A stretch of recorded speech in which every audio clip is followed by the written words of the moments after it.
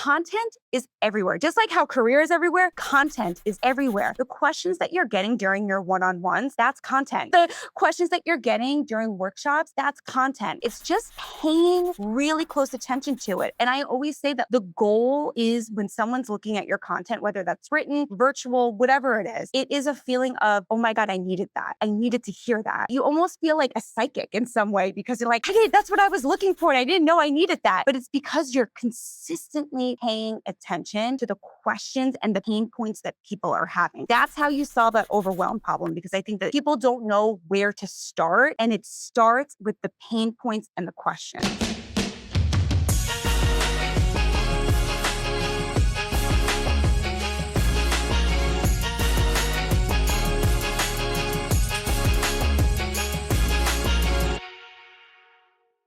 Hey everyone, welcome back to the Career Everywhere podcast. I'm your host, Meredith Metzger, and today I am joined by Nikki PEBBLES, the Learning and Development Specialist for the City University of New York. Thank you for joining me, Nikki. Of course, I am so excited to be here. Thank you for having me.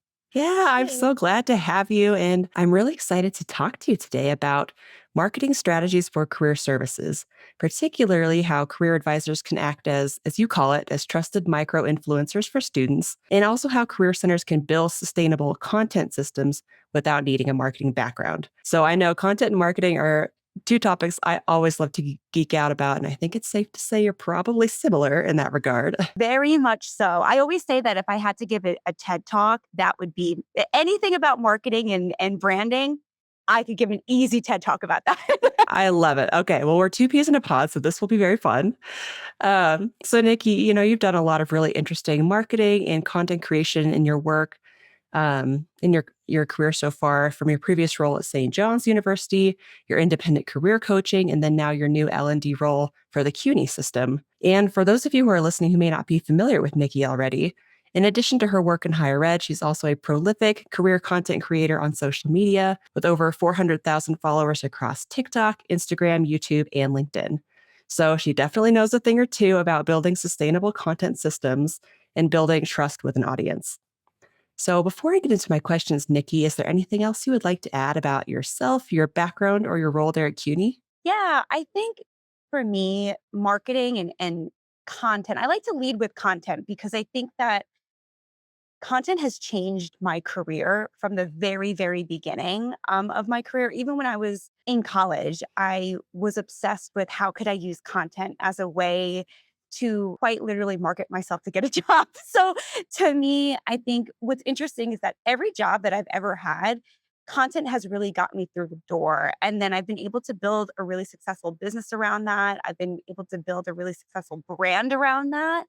And I just love, I always say like breaking it down, right? I love to break things down. Also like on the dance floor, but also like in content Sure. and social, on both. We love duality.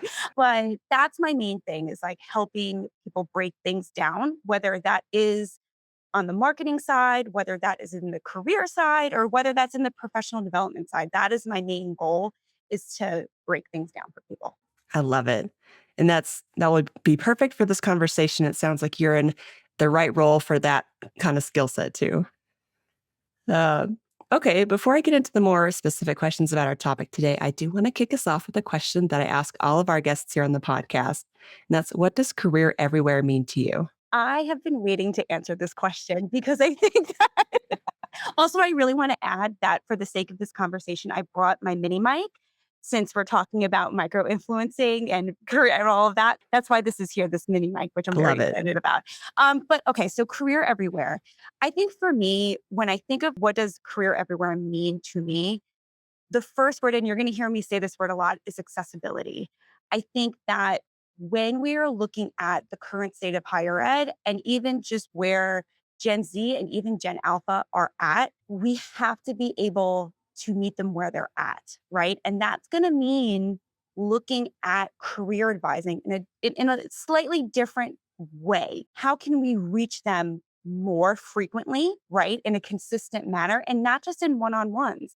And I think that career is something, whether you're looking at it from an early career point of view or mid or later on, your career is really always there, right? Like it is always there. We're always thinking about the next step. And career everywhere just means accessibility. It's meeting people where they're at in that current moment and with no judgment and giving them the tools to then make that decision of what their next best step is going to be. I like your point about meeting students where they're at, and that especially with Gen Z. And I think that's especially important for career because that's also how Gen Z is expecting content or information in other parts of their lives too. So it's like we have to adapt, like everything else. We do. And I think that when we think about content, it doesn't always have to be video. And we'll talk about this in a little bit, but it doesn't always have to be video, right? It content means so many things. And I think that's the beautiful part about it is that again, going back to meeting people where they're at, people, if I put like my learning hat on, people learn in so many different ways, right? Like there are some people who learn better visually, they learn better by listening. And that's literally what content is, right? Is just being able to build things so people can then bring it in and learn it. So that's how I like to define content. And that's kind of how again, it's just meeting people where they're at and making it accessible. Yeah, it's a really good point about what content means, really, because in my career, and for context, I come from a journalism background. I worked as a reporter for a daily newspaper. So in my head, I always thought content is like a written piece of something. And over my marketing career, I've come to find it's like you said, it could be so many types of things. Well, I think that's a good segue into my next question. So I would love to kind of start this conversation with a little more context on you and your career journey, because I think it's really relevant for this conversation.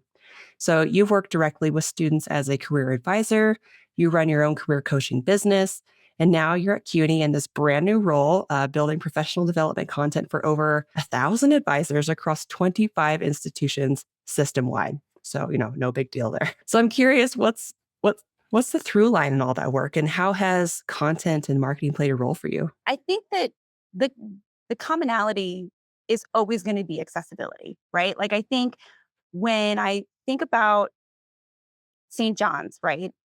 Even in my interview, I was really pushing to do a career podcast because I knew that if we were going to be able to create content where it was either interviewing alumni or interviewing employers or even interviewing students, right? And the student experience, which I think is such an untapped market of using students as a student generated content format, it's so underrated, right? And that's what I really pushed in that interview was as career advisors, I think that we have such an opportunity as subject matter experts to really develop this.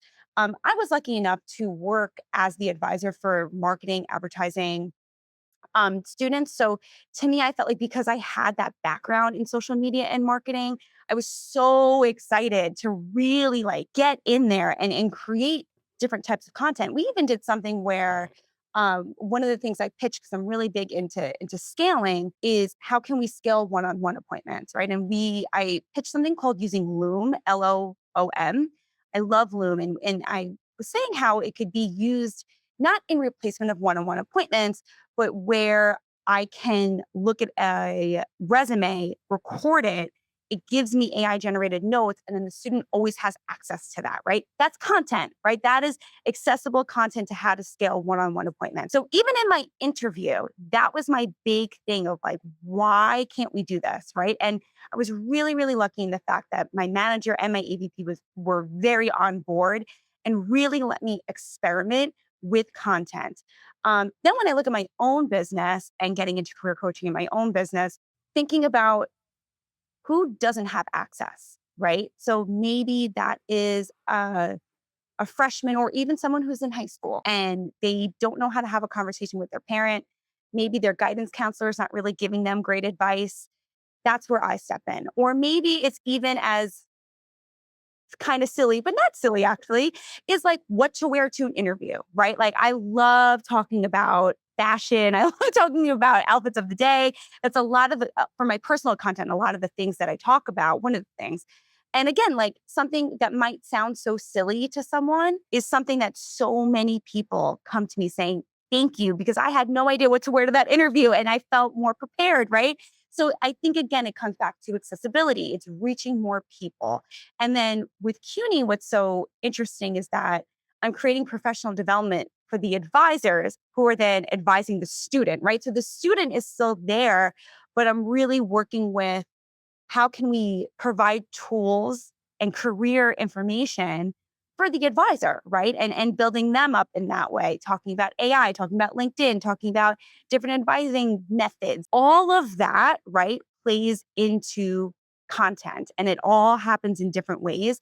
But the main commonality is going to be accessibility and meeting people where they're at. Yeah, that thank you for that. Some really helpful context. And I was thinking we were saying earlier about scale and this new role you have at CUNY. Like talk about scaling at a at a massive rate, like versus, helping students one on one or one to a few dozen or one to a few hundred and so on. You are now working with the thousands of advisors that are working with thousands of students.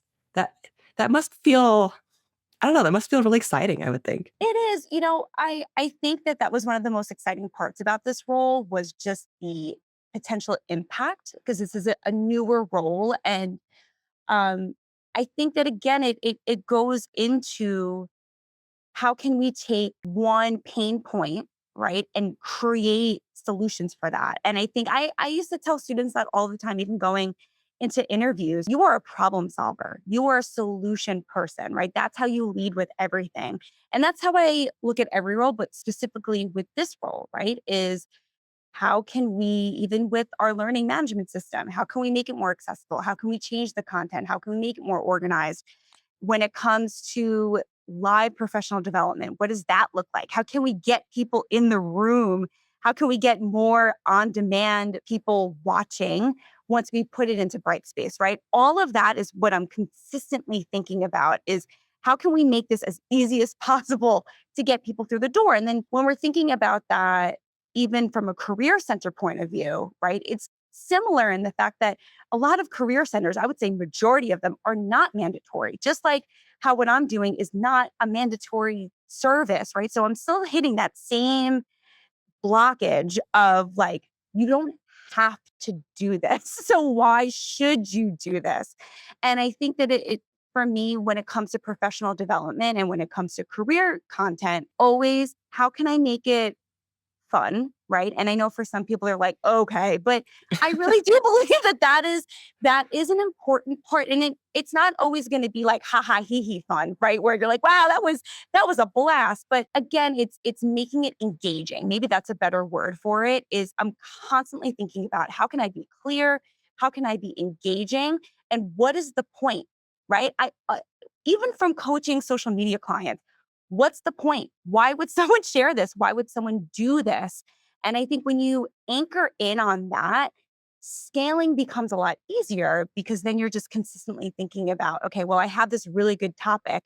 How can I break this down in a bunch of different ways so then a bunch of different people can access it? Knowing all of that strategy that goes into creating effective, engaging content, I'm sure a lot of career services folks listening to this podcast might feel, I don't know, maybe a little overwhelmed or nervous about really digging into content or social media or video creation, anything like that. So, what made you start thinking about career advisors as content creators, and why do you think it matters so much right now? Yeah, I think it matters more than ever because in the state of what's going on in higher ed, all eyes are on career services, right? That is the main question is why should I go to college? Why should I go to a university? And how am I going to get a job? And I think that again, it's repeating it again, it's meeting students where they're at, right? I think that the average student is actually going on career services websites at like 3 a.m. searching for things. A lot of students would come to me saying, hey, I went on TikTok and this person told me that I should make my resume like this or I should interview like this, right? So they are picking up information. They want the information. We're just not sometimes giving it to them the way that they need to absorb it, right? And I think it can be really overwhelming for career services because a lot of, again, funding is getting taken away. I also think that when you bring up content, the first thought is always, well, social media. I don't know how to do social media, right? Not every person, like at St. John's, we did have a social media assistant director, right? But that was also a brand new role when I came on. So not every career center is going to have that, right? And I don't want the word social media to scare people, right? I think that if we peel it back, really it's just creating content, creating information. So, and needing that information to where that person is at. That's really what it's about. And I think that advisors are subject matter experts. There are so many people who know so many different things. You can ask someone, what's your opinion on a resume? And four different people are going to tell you something different, right? And I think that that is the beauty of it, right? It's getting those different perspectives. And it's not looking at it as a, I had a lot of pushback sometimes of like, well, this isn't part of our job. And I totally get that. But I actually do think we should look at it in some way as part of our job. When I am able to scale what I'm doing, when I'm able to do a Loom and be able to meet virtually on a Loom with a student, right? And they can get access to their resume and feedback on their resume, that is content, right? When I'm able to create a quick 30-second video about our career fair and post it on Handshake or post it on our Instagram, that is content, right? It doesn't have to feel overwhelming. And I think that it's breaking it down in ways where it's accessible for career services. It doesn't feel overwhelming, but it's just changing the viewpoint of advising in a different way versus like in-person one-on-one. And I think one of the most important things about, marketing and content creation is knowing your audience. And career advisors are so good at that. I mean, who knows the student body better and what they're looking for in terms of career development better than career services? 100%. Here's the thing too, and I always would have a notebook next to me, and I still always have a notebook next to me because content is everywhere. Just like how career is everywhere, content is everywhere. The questions that you're getting during your one-on-ones, that's content. The questions that you're getting during workshops, that's content, right? It's just paying really close attention to it. And I always say that like the goal is when someone's looking at your content, whether that's written, virtual, whatever it is a feeling of, oh my God, I needed that. I needed to hear that, right? You almost feel like a psychic in some way because you're like, that's what I was looking for. And I didn't know I needed that. But it's because you're consistently paying attention to the questions and the pain points that people are having. That's how you solve that overwhelm problem because I think that people don't know where to start. And it starts with the pain points and the questions. Yeah, exactly. And I know we'll dig into some of that strategy on, content ideation and creation a little bit later. But I kind of want to go back to this, this thought of career advisors being seen as trusted micro influencers for students. Can you explain more what you mean by a micro influencer and what that might look like in a career services context? I think that the word influencer gets a really bad rap, according to my mini mic, right? So I think that like when we think about influencers, we think about people who are being like, oh my God, this foundation is so amazing. You need to buy it, right? Which like I buy a lot of things from influencers. So there is a need, right? But I think that there is definitely a negative connotation to it because it just becomes like you're pushing something. But the essence of an influencer, if we look at just the word influencer, you are influencing, you are educating, right? That's how I always look at myself as someone who has built a very substantial platform. I consider myself, yeah, I guess an influencer, but I'm more of an educator, right? And I think that that's maybe the way to look at like a micro influencer. Micro influencers, too, why I like to use that word is because traditionally in content and marketing, a micro influencer is anywhere between, I would say, like 3 to 5, yeah, I guess 3K to 10K would be considered like a micro influencer, give or take, right? So that means that the following is still there, but you're still growing. You're not like someone who has like a million followers quite yet. But the thing is, what's so great about micro influencers is that you have that community. It is very easy to build that community and to talk with your community. And I think that's really when I was thinking about how career advisors are like micro influencers. That's what I mean is that you kind of look at career advisors almost like celebrities in a way, if we position it that way, in the fact of like, wow, this person knows so much. This person's going to help me. This person, it's just a switch, right? And it doesn't mean anything like vanity wise, right? I think it's just the fact of like, I'm here to help you, and here are the tools that I'm going to help you do that. That's when I say a career celebrity or an advisor celebrity or a micro influencer. I think it's just a fun way to say, like, hey, I am a subject matter influencer. I'm an expert in this, and I want to be able to help you. And that mini community, right? Those followers that if you look at it in social media are the students. And the more consistent that you can become, and I always, again, tell coaching clients this, social media, the success comes from consistency, right? Just like when we tell students, the more that you come, the more comfortable and confident you're going to be. It's the same thing. The more students see you virtually, right? Whether that's on social, whether that's on your website, whether that is in workshops, whatever, fill in the blank. The more they're going to understand your face, the more they're going to be like, "Oh my God, hey!" And we have that all of the time. When I really started pushing doing interviews with the R advisors at St. John's, I would have so many students come up to different advisors and be like, "Oh my God, I saw your video on the website. Like, let me make an appointment with you." There is a trust that develops because they are constantly seeing you. And it's the same thing with an influencer online. You're not just going to buy something from someone because you saw them once, but if you follow them and you're consistently seeing them, and then all of a sudden they talk about a problem that you're having, you're like, this will solve this. You're going to swipe up and you're going to buy it. So that's kind of how I look at it. It's the same thing of being consistent and having students buy in with that trust. Yeah, exactly. And they can put a face to the career center. It gives them something to latch onto if they're overwhelmed by the concept of going into a new space on campus. They're not sure what to expect. So I know you did that at St. John's. If I recall, you introduced career communities, you put videos on the website, and I would love to hear more about what happened as a result of that. Did you see more student traffic? Did they recognize you? We had such a big group of advisors really come together when it came to career communities because we knew it was going to be a shift. Right. So we kind of broke it down to where we had one group of advisors who were really coming up with like, what were the communities going to look like? And then I came in to bring the visuals to that. Right. And the whole for me, the push with the visuals was because so many students really struggled with the idea of, I want to work, I want to be in marketing, but they didn't know like marketing could be in a lot of different industries. And what does that look like? You could be in social media, but work in beauty. Like there's so many subcategories, and it was very confusing to students. So that for me was when I stepped in and wanted to create those visuals again to break down what these communities look like and how could that help you at your time at St. John's.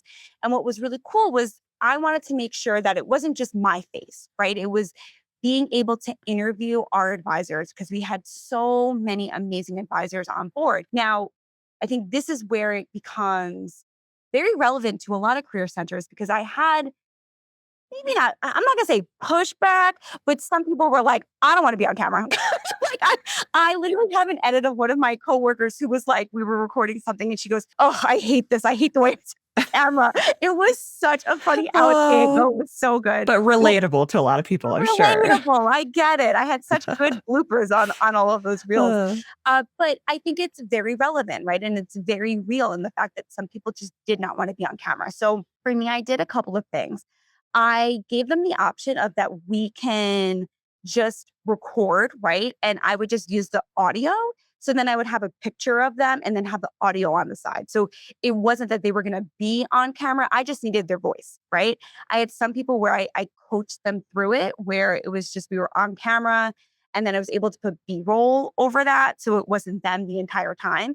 And then I had other people who were like, yes, lights, camera, action, let's go. And they were all about it. So I think the biggest thing is, again, meeting people where they're at. I use a lot of different tools to help me kind of like bridge that gap. So it makes everyone feel comfortable and it makes content a lot easier. Also, too, what we did was figure out like, what does LinkedIn look like? I think that LinkedIn is such a underutilized tool where really I would say the written content does so well on LinkedIn.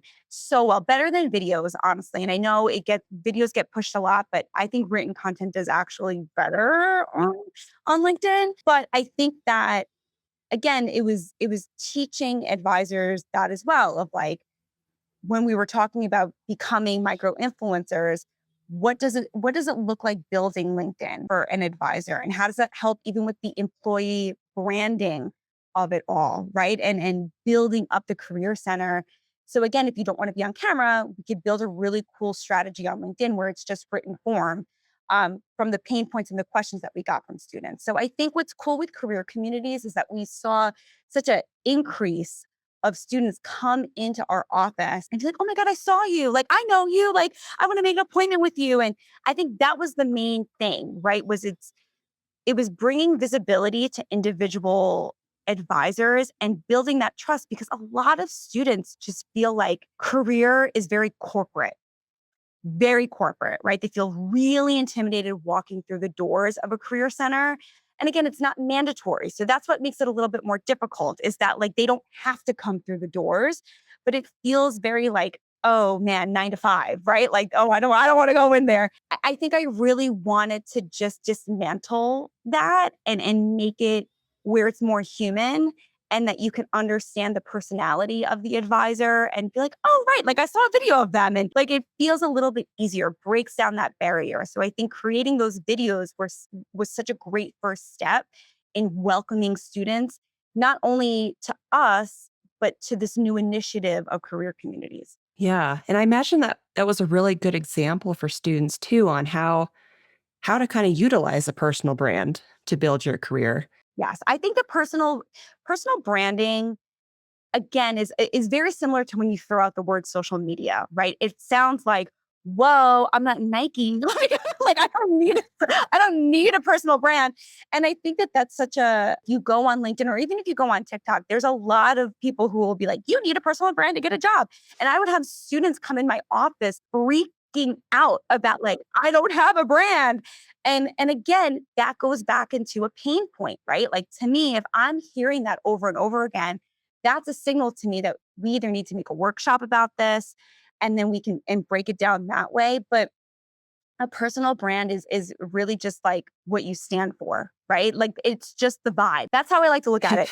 It is The a vibes you're vibe. putting out, man. It's the vibes that you're putting out. When you walk in the room, what's the vibe, right? Like that is really what it is. And depending on your vibe, you can look at that and be like, does this company's vibe match with my vibe? If so, swipe up. Like, let's do it. If not, this isn't the right place.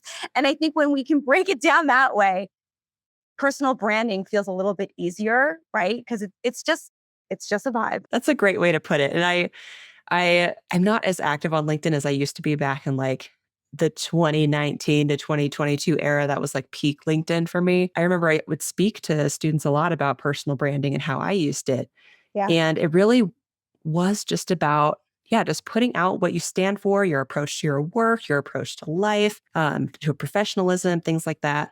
And I do remember students asking me every once in a while, like, aren't you afraid that something you post might make an employer not like you or not want to work with you? And I was like, I understand where you're coming from. Yep. But if an employer sees something that I post and they don't want to work with me, great. I probably don't want to work with you either. It's just probably not the right fit. So let's just self select each other out. That's it. I actually had a student come up to me. I did a presentation about how to advocate for yourself in the workplace. And the student came up to me and was like, I see that you have bright red hair. How do you, which I was like, yeah. She also had colored hair.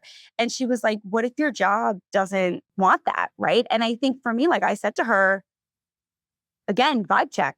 I think that's a really big clue to me that I probably would not be successful at that organization. And that's okay, right? Like that's okay. But that personal brand, like my hair is part of my brand, like in some way it is part of my vibe. Yeah. And I love it, by the way. Love it. But I got the same comments mostly from my mom about Mm, my nose piercings. I have two nose piercings. yeah. She's like, aren't you worried about employers? And honestly, once I knew I wasn't going to be pursuing broadcast journalism, I was like, no one cares. No one cares. It's all good. Yep.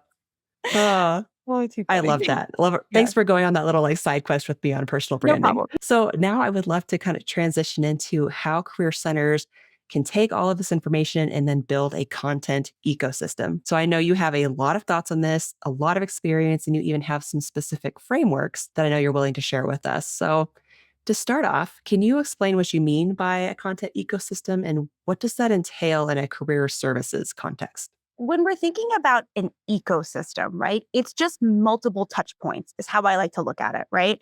And I think, again, and we mentioned this previously, I think that starting point always feels overwhelming, right? Of like, where do I begin? But I like to look at career services as almost like its own little universe, right? On campus, where it's not just about getting students in for a one-on-one, because for a lot of career centers, maybe there's two advisors, right? Maybe. So that's the tough part on this, right? Is like, if we're looking at, some career centers have a lot of people, a lot of advisors, some career centers have one or two people. And I think both of those career centers can have an ecosystem where it's, again, it's multiple touch points, being able to speak with students, being able to impact students. And I think that is the bigger takeaway on that, is like, how can we impact students even when we are not on campus, is the main goal, right? So I like to look at it in multiple frameworks to kind of help, because I'm a very visual person. And I like, again, to make things as simple as possible. So if you're a career center and you're like, I want to build an ecosystem, right? I want to be able to have multiple touch points, multiple impacts on students. The first way that I would think about it is what I like to call the 3 a.m. method, which is essentially, what does your student wake up at 3 a.m. freaking out about?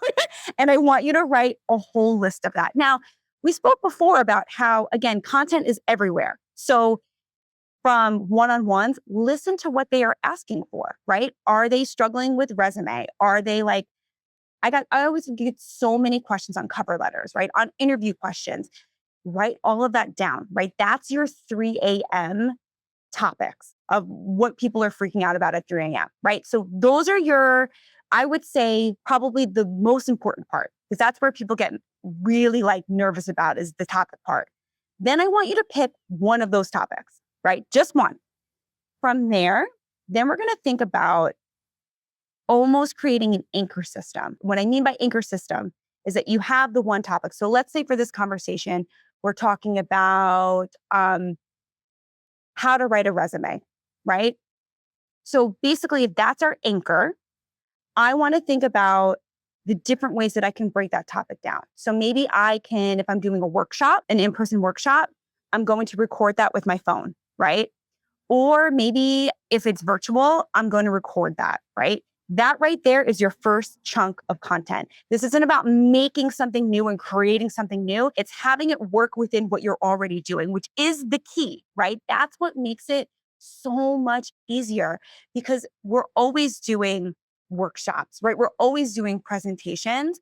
I would say too, what I like to do in these situations too is like, I don't have students in these videos unless I have permission to have them in there, just FYI, in terms of recording. Let's just say that how to do a resume, I'm doing a virtual presentation. Cool. So I'm recording that. Then I could go in, because I have that recording, and now I can either edit that into breaking that down into smaller sections and maybe make that a course. Maybe I can do smaller sections, 30-second pieces of content, and put that onto Instagram or TikTok. Maybe I can take that video and go into Descript and then make that into a blog that I could put on our website. So you're taking one piece of content that you did and quite literally making multiple pieces of content in just one thing. So that's what makes it so much easier, right? Is that you're taking that anchor and just slicing it and dicing it to different places. And that's it. That's what makes it easy. So I've been able to take, again, a lot of different workshops, presentations, things like that, and just make them into multiple pieces of content and then place them in strategic places so then students can see them and be impacted by them. I love that so much because that's this very similar approach that I take to content creation here at uConnect, where like um, I guess our anchor, as you call it, like in our anchor system, is this podcast. I record video, I record audio. From each episode, there are video clips cut. I can take transcripts and have, Claude help me make a first draft of a blog post or an outline. LinkedIn posts, there's the newsletter. There's so many different ways to take one piece of content, cut it up for different formats, and then distribute it. Like, I think you and I talked about this too. Like, content creation is, I don't even know if I'd say it's half the battle. I'd say distribution is the majority of the battle. 100%. The content is probably the easiest part because, again, the content is everywhere, right? But I think where, again, the second hardest part is people think they have to be everywhere, right? I think that's the next question that I get is like, okay, well, what platforms do I have to go on? And like, I'm so overwhelmed and what should I do? And I think that, again, it's understanding your audience because your audience isn't everywhere. I would say if I was a career center, I would really focus like LinkedIn. I would get so many students and still do about LinkedIn. They want to be on LinkedIn. They are searching for content on LinkedIn. I think LinkedIn is so underrated and really changing its vibe. Honestly, I think LinkedIn is in a rebrand personally. So I think that like pick where your audience is. If that's LinkedIn, cool. If that is maybe your uConnect website, cool. If that is TikTok, amazing. But you don't have to be everywhere, right? You don't have to be everywhere. Start off small and then see where the engagement is. But give yourself enough time. I think that people do it for a week and they go, see, I knew it. I knew it. This isn't working. So I would say give yourself at least a 90-day window of being consistent. I would say that, again, being consistent is more important than sporadically posting or anywhere, right? No matter the platform. So I think once you have your 3 a.m. system, once you have your anchor system, then I would also say figure out 2 platforms and then figure out how much you want to post on that, right? I don't think you need to post every day. I think what matters most is that consistency. If you're going to post every Monday at 9 a.m., as humans, we're going to get accustomed to that. That should be part of your push out. Every Monday at 9 a.m., we're going to roll out with X, Y, and Z. I think that that helps people expect it and you're going to get a better return when you're posting, right? So it doesn't have to be every day. It just needs to be a consistent once a week, twice a week, and stick to that. Yeah. I always think of it like pretend it's a fitness goal and you're going to the gym. Like, just be consistent. It's a muscle that just has to be worked constantly.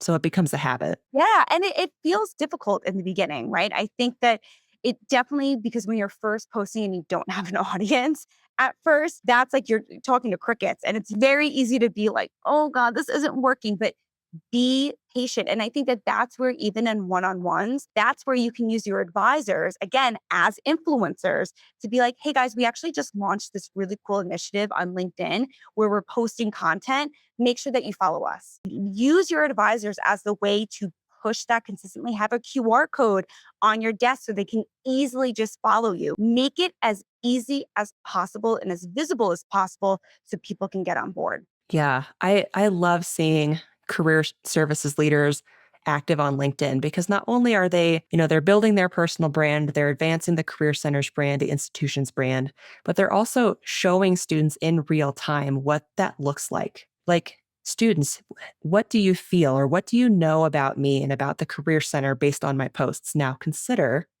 what employers could learn about you if you did something similar. Yeah, exactly. And I even think like, again, even if you look at your career fair, right? Which I think is like the Super Bowl of career every year, right? Twice a year. Imagine how many students that you can now influence, right? When you have that touch point of you consistently having your advisors or whoever post on LinkedIn and build that trust where now you have students following them. And now they're like, oh my God, X, Y, and Z advisor just posted about this really big career event. Let me make sure that I go to that because I trust that person. It literally is the same thing of when you think about an influencer online. Like I cannot emphasize that enough. It really is the same thing of like, why would you press follow on Instagram on someone, right? It's the same thing with a career advisor. You're just building that trust, you're building that visibility. And from that visibility, you're going to be able to get more students at events because they want to be part of that process. Yeah. Yeah. And that's the goal, right? That's the goal.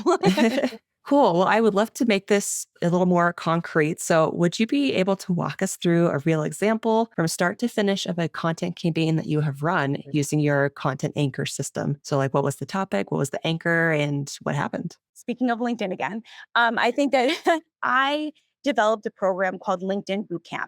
Now, when we think about where that originally came from, that came from a 3 a.m. method because I was finding that a lot of students were struggling about posting on LinkedIn. Not only posting on LinkedIn, but creating content. What does that look like? Writing their about section, all of that. Networking, they were really struggling. So I thought to myself, okay, cool. I am going to take that idea, that 3 a.m., right, issue, and I'm going to bring it into my anchor system. From that, I'm going to do a in-person event.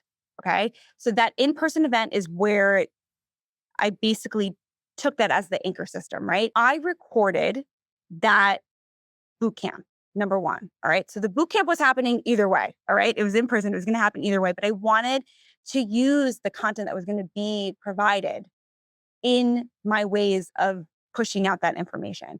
So, number one, I was able to record that, right? From that recording of that presentation, I was able to break that into smaller sections. So, I believe I like broke it into like the most important parts because it was a 2 hour workshop. So, obviously, that's going to be a lot of different content that's going to be pushed out, but that's a lot of content that I could use over, that's like a semester's worth of content, right? So that made my job a lot easier in that aspect. So what was great was I could give that 2 hour workshop that was now recorded to students. So that's knocking out one thing, right? We would post that on our website. I would be able to send that to students that maybe weren't able to go to that session. So that breaks that down. That made that easier. Then I was able to post that different type, those shorter contents on LinkedIn, again, to advertise for the next round of LinkedIn Bootcamp for students to come. What I also did, what was really great in this and adding into the content part of it, is my upsell within the workshop in person was that I had students take a picture of my workshop and then post on LinkedIn as their first post. And I had them tag me, I had them tag career services, and they then made connections with each other and they had to comment on each other's posts. This all happened it's all happened within the 2 hour workshop. When I tell you, I had hundreds of notifications. It was so cool to see. And then I was able to use their content on our social media, right? Our social media manager was able to take that and repurpose that for herself, right?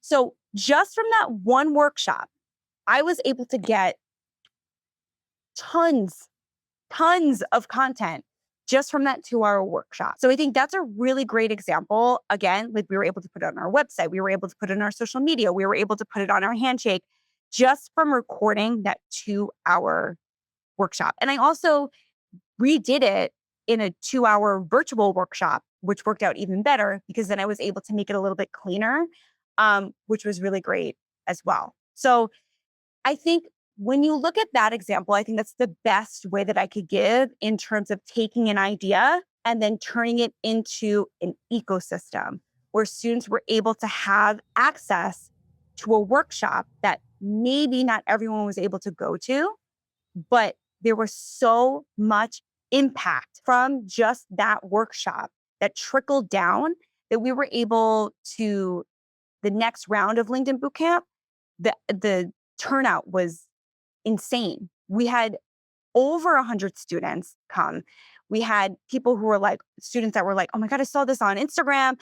I saw my friend post about this on LinkedIn. So again, it created almost like a blueprint of how we operated with events, which was really, really cool. But I even used it for myself. Like I even used that content for my own social media on my own LinkedIn, which was really awesome. So I think that gives a good visual of like how to use the 3M method in the anchor system as a way of creating content and not making it complicated. And again, emphasizing using what you already have. You do not have to be in front of a camera and be like, okay, guys, like what's going on? Like I mean, if you want to do that, you can. But again, I really want to emphasize we are doing these programs anyway. So it's just being able to press record and find those creative ways where you could take that LinkedIn bootcamp. I can make it into a blog. I can make it into a video session. I can make it into a class. I can make it into whatever I want just from recording it. And that is to me the easiest way to do an ecosystem like that. I love that. And I was thinking too, I'm like, that would be an amazing article or like a series of articles, a playbook with a downloadable or something you could distribute via email. Like you could do an email series based on each strategy. Like there's so much you could do. So much that you can do. And you could do that with interviews, right? You could do the interview process. Like that's how I want you to start. That's what's thinking like a content strategist is literally taking an idea and figuring out 6 different ways to to do that, right? And I think it's again, it's that learning. Not everyone's going to learn the same way. So having a PDF, right? Having a newsletter, having a course on this, all of that content is being used in different ways, but coming from the same source. Yeah, the same trusted source. You know, it's verified. It's not just information they're randomly getting from ChatGPT. Correct. Exactly. Exactly. Yep. Okay. So in when you're doing these anchor content campaigns, are you the one that's creating a lot of this the content, both like the anchor piece and then all the like sub pieces of content, or are you delegating? How does that work? This is a great question because I think that it depends, right? It depends on the size of your career center. I would say again, we at St. John's had a social media manager, which was really, really helpful. But I think that if you are a career center that maybe has 1 or 2 people, 3 people, I think that this is a great way to bring students in. I actually was pitching the idea of like creating like an influencer student group where they were career influencers and they were able to go to like our different events and report and things like that. So I think bringing students in is a really great hack if you're trying to figure out like how do I delegate because students one know content really, really well. We had a lot of different influencers actually like on campus, very successful student influencers. So I would always tap into them and have them help out where we could. And because also other students want to see other students. And I think that's really helpful too, is like, oh, well, this person is going to the career center. Maybe I should go to the career center, right? So I think like that's a really great way using, again, like student influencers. And that's a really great way to I like to pitch it that they could put that on their resume, right? Like that's a really great thing that they could put on their resume, put on their LinkedIn. So using GAs, using student workers is a really great way to help with that. I think also too, like I did some workshops with advisors on helping them with how do I use editing tools like Canva? How do I use editing tools like CapCut? So I actually did break that down a little bit to help them because I had a lot of advisors who wanted to learn.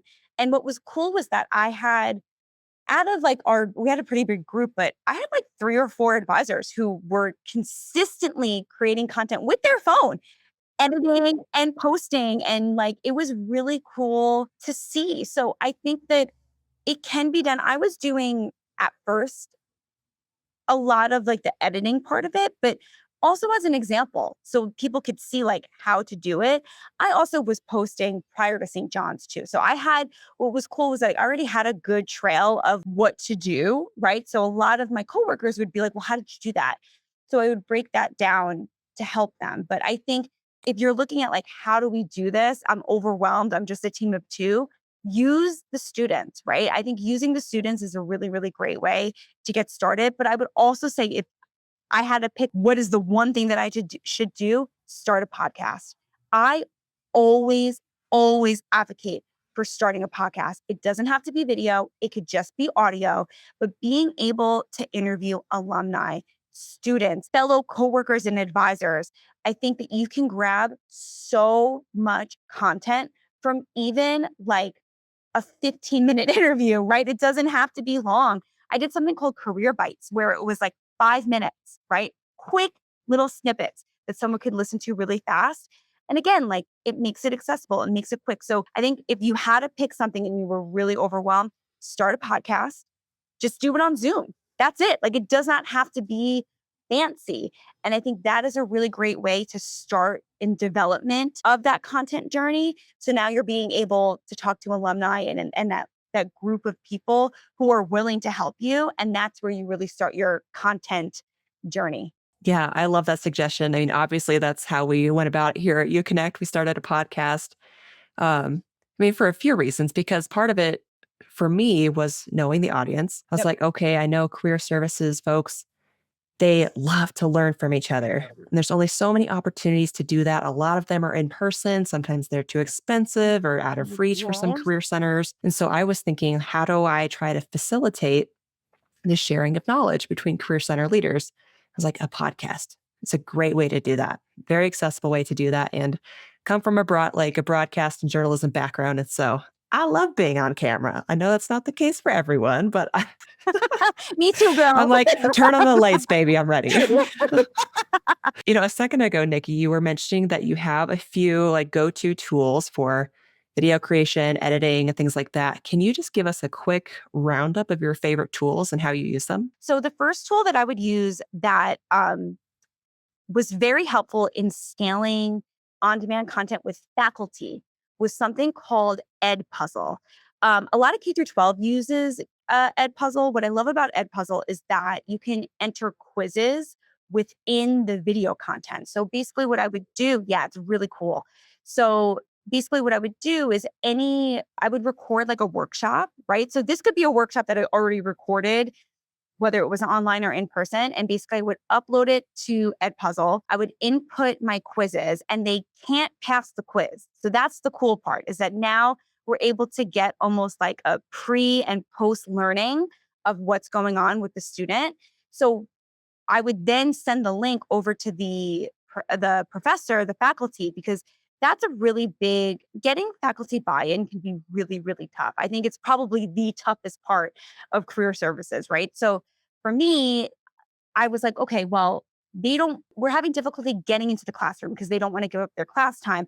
But if I create content that they can then give for extra credit and they don't have to do anything other than distribute the link, I think that could work. And it did work really, really successfully. I had such great feedback from faculty about it. And we were able to reach a lot more students and get more students through the door because we were able to put whatever quizzes within that on-demand content. So that would be my first thing is Edpuzzle. And they have a free version of it too, which is fantastic. I would say the next one would be Loom. I talked about this in the beginning. So what's cool about Loom is that they do have an educator version of this where it's free, which is great. So basically what I would do with Loom is that it's kind of like Zoom in the fact that you can record your screen, but and you don't have to be on screen. It could just be your voice. You don't have to have your camera on there. But what's cool is like basically I would record my feedback on resumes. The student would send me the resume. The student does not have to be there. I just need their resume. I would then record my feedback. Loom would then give me literally step-by-step AI generated notes and chapters on what I just spoke about. And then I could give the link to my student. I could see if they viewed it. And that really helped me a lot with, again, if I just had a meeting with a student, they wanted to follow up with me, I would be able to do it much quicker using a Loom than doing another appointment, right? So Loom is really great. I love using Descript. If you are just starting out with content creation and you're like, I don't know what tools to use, Descript is truly game changing. You could do captions on there. You can upload your video content and it will give you social media posts. It will give you full on blog posts just from the video that you created. It is truly a game changer and it's very easy to use. So, especially if you're brand new to the game of content and you're kind of trying to figure out, like, how do I do this? It is a one stop shop in terms of content creation and can really do a lot for beginners and advanced as well. But I love Descript. It helps me a lot in video editing. iMovie has helped me a lot too. I think iMovie is fantastic. CapCut is fantastic. Both of those are free. So if you're like, I don't want to spend any money, I used iMovie for years. CapCut does give you a little bit more tools and is a little bit fancier and is free too. They have a desktop version. So I would say that would be my top like tools to use on your content journey. Yeah, those are all great. And I wrote them all down. And for those of you who are watching or listening, I'll be sure to put links to those in the show notes so you can go and check those out. Try some of those free versions out. But yeah, I totally agree with like all of those. We use Loom all the time here at uConnect. It's so helpful for just trying to communicate a quick concept, but show what you're talking about. Yeah, so helpful. Okay. Well, Nikki, you've offered a ton of great insights already, but is there any other advice you would give to career leaders who want to do more with content creation and marketing? You just need to do it. I think that that is the scariest part is you just need to press play. Truly. Just press play and go from there. It's going to feel awkward, at first. For a little bit. I'll be honest. For a little bit, you're gonna be like, oh, but the more you do it, the better it's going to become. And it's paying attention to what works and doesn't work and not taking it personally. There's some pieces of content I do and I'm like, oh, okay, drop the ball on that. That didn't work. But you learn a lot from what doesn't work, right? You learn so much. And this, from what doesn't work, you could be like, oh yeah, we're not doing that again, but let's do it this way. I think that's what's so exciting. So I would say the biggest piece of advice is just start and be consistent. And it's going to feel awkward. It's going to feel weird, but the outcome is so amazing because again, it's always students first, right? That is the goal. When I think to myself oh, I don't want to go on camera today. I don't want to do this today. I think there is someone out there who needs to hear this and this could really help someone. And I don't make it about myself. I just make it about the person, the student who's going to hear that piece of content, read that piece of content, listen to that piece of content, and now be more educated, feel more educated, and take action because of that. So that's kind of my driving force on that. That's a great kind of tie back to what we were talking about at the beginning and this career everywhere concept. Well, Nikki, before I start kind of wrapping this up, is there anything else you would like to add? Again, I think I really want people to walk away with the feeling that they can do this, that the work that we're doing in career is so important. We're in such a interesting time in higher ed and in career. And I think students need us more than ever. When I'm talking about creating a career ecosystem, a content ecosystem, it isn't to overwhelm and add more to our plate that's already going on. It's to reach more, right? To help more. And I hope that you can leave this conversation feeling a little bit more empowered and strategic about how we can do that and how we can work together to do that. Yeah, absolutely. It's about getting what's already in your brain. It's already there. It's just getting it out there in front of more people. 100%. Okay. Well, if people would like to connect with you or learn more from you, where's a good place for them to do that? Yeah, you could definitely follow me on LinkedIn. I'm at Nikki Pebbles. You can also email me at nikki@nikkipebbles.com. And I'm all over social media. Just put Nikki Pebbles in and you can find me on TikTok, Instagram. But I do post a lot of content on LinkedIn. So I would highly suggest following over there. Cool. And again, I'll be sure to include links to all of those platforms in the show notes so you can go find Nikki on all of those places. All right, Nikki. So at the end of every interview, I like to do this answer a question, leave a question thing. So I'll ask you a question that our last guest left for you, and then you will leave a question for the next guest. So our last guest was Joe Catrino of Dartmouth College, and he left this question for you. What's a job you'd be terrible at, and why are you so confident about it? So I really thought about this question, and there was two ways I wanted to answer it. So I'm going to do it if I put my career coach hat on. I would say that I am actually confident in the fact that there really isn't a job that besides being a doctor, but there's really not a job. I think that with my skills, I could figure any job out.